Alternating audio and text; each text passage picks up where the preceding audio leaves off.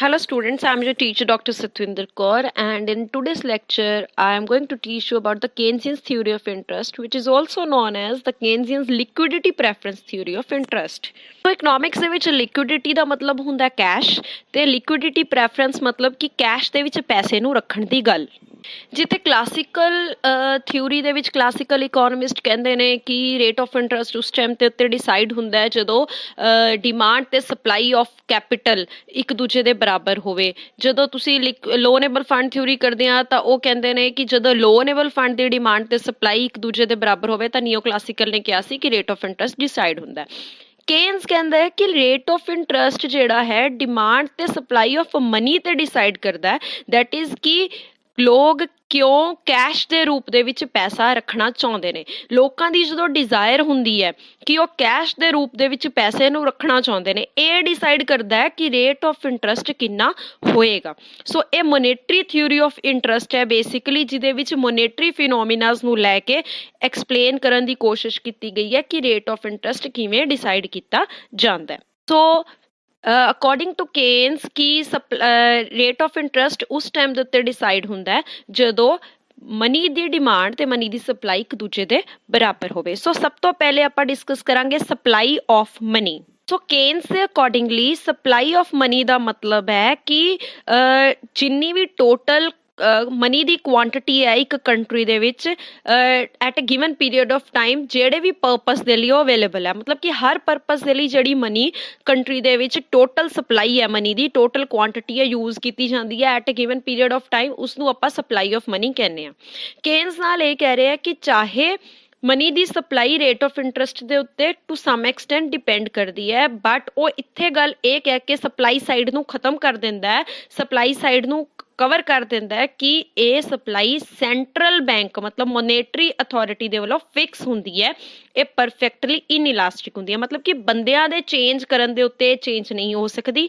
ਇਹ supply curve ਜਿਹੜੀ ਹੈ ਮਨੀ ਦੀ, ਇਹ ਇੱਕ ਪਰਫੈਕਟ ਇਨਇਲਾਸਟਿਕ ਕਰਵ ਹੁੰਦੀ ਹੈ ਕਿਉਂਕਿ ਮਨੀ ਦੀ ਸਪਲਾਈ ਜਿਹੜੀ ਹੈ ਇੱਕ ਗਵਰਨਮੈਂਟ ਵੱਲੋਂ, ਇੱਕ ਮੋਨੇਟਰੀ ਅਥਾਰਟੀ ਵੱਲੋਂ ਜਾਂ ਇੱਕ ਸੈਂਟਰਲ ਬੈਂਕ ਵੱਲੋਂ at given time period fix ਕੀਤੀ ਜਾਂਦੀ ਹੈ, ਜਿਸ ਦੇ ਵਿੱਚ ਕੋਈ ਚੇਂਜ ਨਹੀਂ ਕੀਤਾ ਜਾ ਸਕਦਾ। ਫਿਰ ਇਸ ਤੋਂ ਬਾਅਦ ਆਪਾਂ ਗੱਲ ਕਰਾਂਗੇ ਡਿਮਾਂਡ ਫॉर ਮਨੀ ਦੀ। ਡਿਮਾਂਡ ਸਾਈਡ ਦੇ ਉੱਤੇ ਕੇਨਸ ਨੇ ਇੱਕ ਟਰਮ ਯੂਜ਼ ਕੀਤੀ ਹੈ ਜਿਸ ਦੇ ਨਾਮ ਦੇ ਉੱਤੇ ਥਿਊਰੀ ਵੀ ਫੇਮਸ ਹੈ ਕਿ ਲਿਕੁਇਡਿਟੀ ਪ੍ਰੈਫਰੈਂਸ। ਮਨੀ ਦੀ ਡਿਮਾਂਡ ਜਿਹੜੀ ਹੈ ਉਹ ਲਿਕੁਇਡਿਟੀ ਪ੍ਰੈਫਰੈਂਸ ਦੇ ਰੂਪ 'ਚ ਕੀਤੀ ਜਾਂਦੀ ਹੈ। ਲਿਕੁਇਡਿਟੀ ਪ੍ਰੈਫਰੈਂਸ ਦਾ ਮਤਲਬ ਹੈ ਡਿਜ਼ਾਇਰ ਟੂ ਹੋਲਡ ਕੈਸ਼, ਮਤਲਬ ਲੋਕ ਕੈਸ਼ ਕਿੰਨੀ ਰੱਖਣਾ ਚਾਹੁੰਦੇ ਨੇ। ਜਿੰਨੀ ਜ਼ਿਆਦਾ ਲਿਕੁਇਡਿਟੀ ਪ੍ਰੈਫਰੈਂਸ ਹੋਏਗੀ, ਡਿਜ਼ਾਇਰ ਜਿੰਨੀ ਜ਼ਿਆਦਾ ਹੋਏਗੀ ਮਨੀ ਨੂੰ ਕੈਸ਼ ਦੀ ਫਾਰਮ ਦੇ ਵਿੱਚ ਰੱਖਣ ਦੀ, ਰੇਟ ਆਫ ਇੰਟਰਸਟ ਜਿਹੜਾ ਹੈ ਉਹ ਵੀ ਉਨਾ ਹੀ ਜ਼ਿਆਦਾ ਇਹ ਹੋਏਗਾ। ਤੇ ਲੋਅਰ ਦਾ ਲਿਕੁਇਡਿਟੀ ਪ੍ਰੈਫਰੈਂਸ ਦਾ lower will be the rate of interest that will be paid to the cash holder. So Keynes ਇੱਕ ਗੱਲ ਹੋਰ ਕਹਿੰਦੇ ਨਾਲ, ਜਿਹੜੀ ਕਿ ਕੇਨਸ ਦੀ ਆਪਾਂ ਪਹਿਲੇ ਵੀ ਥਿਊਰੀ ਦੇ ਵਿੱਚ ਇਸ ਨੂੰ ਐਕਸਪਲੇਨ ਕੀਤਾ, ਥਿਊਰੀ ਆਫ ਮਨੀ 'ਚ ਵੀ ਉਹ ਇਹ ਗੱਲ ਐਕਸਪਲੇਨ ਕਰਦਾ ਹੈ ਕਿ ਪਹਿਲੀ ਗੱਲ ਕਹਤੀ ਹੈ ਡਿਮਾਂਡ ਫॉर ਮਨੀ ਜਿਹੜੀ ਹੈ ਉਹ ਲਿਕੁਇਡਿਟੀ ਪ੍ਰੈਫਰੈਂਸ ਤੇ ਡਿਪੈਂਡ ਕਰਦੀ ਹੈ, ਮਤਲਬ ਕਿ ਕਿੰਨੇ ਪਰਸੈਂਟ ਲੋਕ ਜਿਹੜੇ ਨੇ ਉਸਨੂੰ ਮਨੀ ਨੂੰ ਕੈਸ਼ ਦੀ ਫਾਰਮ ਦੇ ਵਿੱਚ ਡਿਜ਼ਾਇਰ ਕਰਦੇ ਨੇ ਕਿ ਹੋਵੇ। ਦੂਜੀ ਗੱਲ ਉਹ ਕਹਿੰਦਾ ਹੈ ਕਿ ਡਿਮਾਂਡ ਫॉर ਮਨੀ 3 ਮੋਟਿਵਸ ਲਈ ਕੀਤੀ ਜਾਂਦੀ ਹੈ। ਪਹਿਲਾ ਮੋਟਿਵ ਹੈ ਟ੍ਰਾਂਜੈਕਸ਼ਨ ਮੋਟਿਵ। ਟ੍ਰਾਂਜੈਕਸ਼ਨ ਮੋਟਿਵ ਦਾ ਮਤਲਬ ਹੁੰਦਾ ਹੈ ਚੀਜ਼ਾਂ ਨੂੰ ਖਰੀਦਣ ਦੇ ਲਈ ਜਿਹੜਾ ਹੈ ਮਨੀ ਦੀ ਡਿਮਾਂਡ ਕੀਤੀ ਜਾਂਦੀ ਹੈ as a medium of exchange. ਇਹ ਕੰਪਲੀਟਲੀ ਇਨਕਮ ਤੇ ਡਿਪੈਂਡ ਕਰਦੀ ਹੈ ਕਿ ਇਨਕਮ ਜਿੰਨੀ ਜ਼ਿਆਦਾ ਹੋਏਗੀ ਉਨੀ ਹੀ ਜ਼ਿਆਦਾ ਟ੍ਰਾਂਜੈਕਸ਼ਨ ਡਿਮਾਂਡ ਫॉर ਮਨੀ ਹੋਏਗੀ, ਇਨਕਮ ਜਿੰਨੀ ਘੱਟ ਹੋਏਗੀ ਉਨੀ ਹੀ ਘੱਟ ਟ੍ਰਾਂਜੈਕਸ਼ਨ ਡਿਮਾਂਡ ਫॉर ਮਨੀ ਹੋਏਗੀ। ਦੂਸਰਾ ਹੈ ਪ੍ਰੀਕਾਸ਼ਨਰੀ ਮੋਟਿਵ। ਪ੍ਰੀਕਾਸ਼ਨਰੀ ਮੋਟਿਵ ਹੁੰਦਾ ਹੈ ਕਿ ਇੱਕ ਟਾਈਮ ਦੇ ਉੱਤੇ ਤੁਹਾਨੂੰ ਕਈ ਵਾਰ ਤੁਸੀਂ ਆਪਣੀ ਪ੍ਰੀਕਾਸ਼ਨਸ ਦੇ ਲਈ ਵੀ ਪੈਸੇ ਨੂੰ ਕੈਸ਼ ਹੋਲਡਿੰਗ ਦੇ ਵਿੱਚ ਰੱਖਣਾ ਚਾਹੁੰਦੇ ਹੋ। ਜਿਵੇਂ ਮੰਨ ਲਓ ਤੁਸੀਂ ਘਰ ਤੋਂ ਕਾਲਜ ਜਾ ਰਹੇ ਹੋ ਤਾਂ ਕਾਲਜ ਜਾਣ ਦੇ ਲਈ ਚਾਹੇ ਤੁਹਾਨੂੰ ਪਤਾ ਹੈ ਤੁਹਾਡਾ ਖਰਚਾ ਨਹੀਂ ਹੋਣਾ, ਫਿਰ ਵੀ ਤੁਸੀਂ ਜੇਬ ਦੇ ਵਿੱਚ 100-200 ਰੁਪਇਆ ਪਾ ਕੇ ਲੈ ਕੇ ਜਾਂਦੇ ਹੋ ਵੀ ਜ਼ਰੂਰਤ ਪੈ ਸਕਦੀ ਹੈ। ਇਸੇ ਤਰੀਕੇ ਨਾਲ ਤੁਸੀਂ ਕਿੱਥੇ ਵੀ ਜਾ ਰਹੇ ਹੋ ਤੁਸੀਂ ਉਸਨੂੰ ਪ੍ਰੀਕਾਸ਼ਨਰੀ ਮੋਟਿਵ ਦੇ ਤੌਰ ਦੇ ਉੱਤੇ ਪੈਸੇ ਨੂੰ ਕੈਸ਼ ਹੋਲਡਿੰਗ 'ਚ ਰੱਖਦੇ ਹੋ।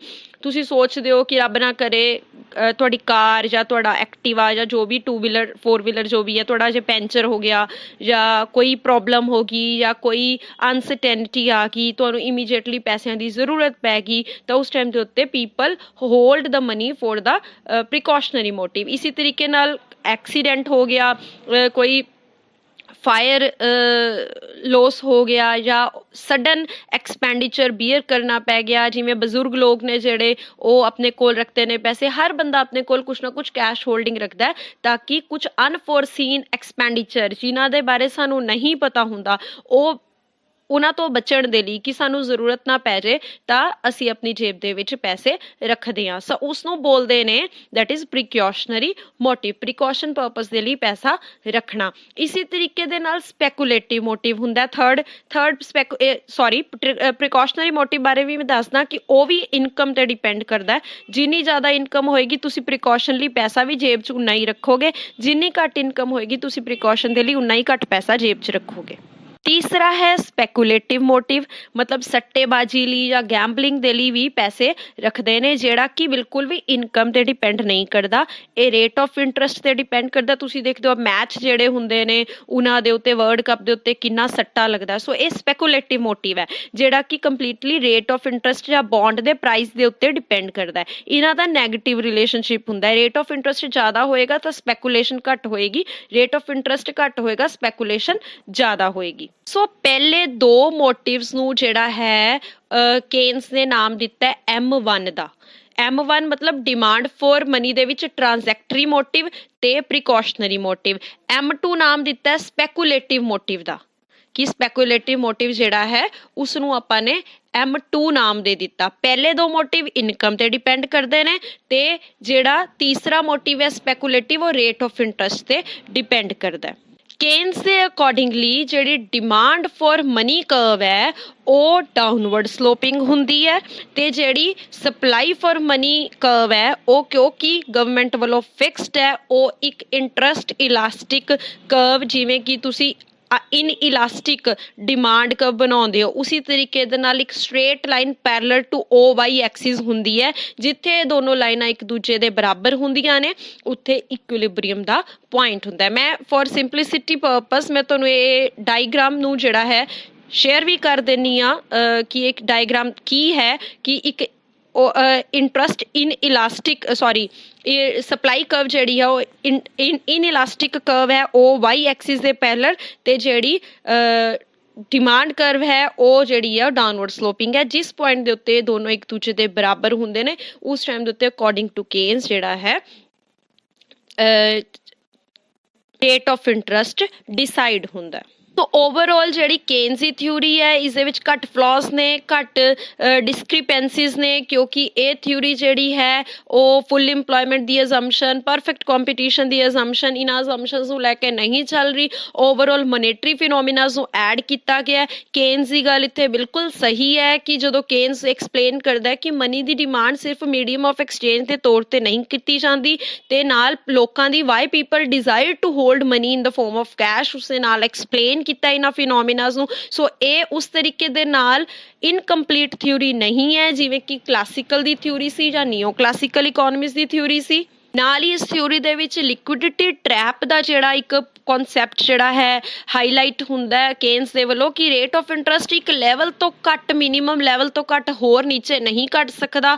ਉਹ ਇਸ ਚੀਜ਼ ਨੂੰ ਐਕਸਪਲੇਨ ਕਰਦੇ ਨੇ। ਨਾਲ ਬੈਂਕਾਂ ਦਾ ਰੋਲ ਐਕਸਪਲੇਨ ਕੀਤਾ ਗਿਆ ਹੈ ਤੇ ਅੱਗੇ ਇਸ ਚੀਜ਼ ਨੂੰ ਐਕਸਪਲੇਨ ਕਰਨ ਦੀ ਵੀ ਕੋਸ਼ਿਸ਼ ਕੀਤੀ ਜਾਂਦੀ ਹੈ ਇਸ ਥਿਊਰੀ ਦੇ ਵਿੱਚ ਕਿ ਗਵਰਨਮੈਂਟ ਦਾ ਮਨੀ ਸਪਲਾਈ ਦੇ ਵਿੱਚ ਕਿੰਨਾ ਵੱਡਾ, ਸੈਂਟਰਲ ਅਥਾਰਟੀ ਦਾ ਕਿੰਨਾ ਵੱਡਾ ਰੋਲ ਹੈ। ਸੋ ਓਵਰਆਲ ਇਹ ਥਿਊਰੀ ਆਪਣੇ ਆਪ 'ਚ ਇੱਕ ਬਹੁਤ ਇੰਪੋਰਟੈਂਟ ਥਿਊਰੀ ਹੈ, Keynesians theory of rate of interest, ਜਿਹੜੀ ਕਿ ਸਾਨੂੰ ਅੱਗੇ ਇਕਨੋਮਿਕ ਥਿਊਰੀ ਨੂੰ ਇਸ ਦੀਆਂ ਨਵੀਆਂ ਅਜ਼ੰਪਸ਼ਨਸ ਦੇ ਨਾਲ ਰੀਅਲ ਲਾਈਫ ਦੇ ਵਿੱਚ ਅਪਲਾਈ ਕਰਨ ਦੇ ਵੱਲ ਸੇਧ ਦਿੰਦੀ ਹੈ। Thank you so much.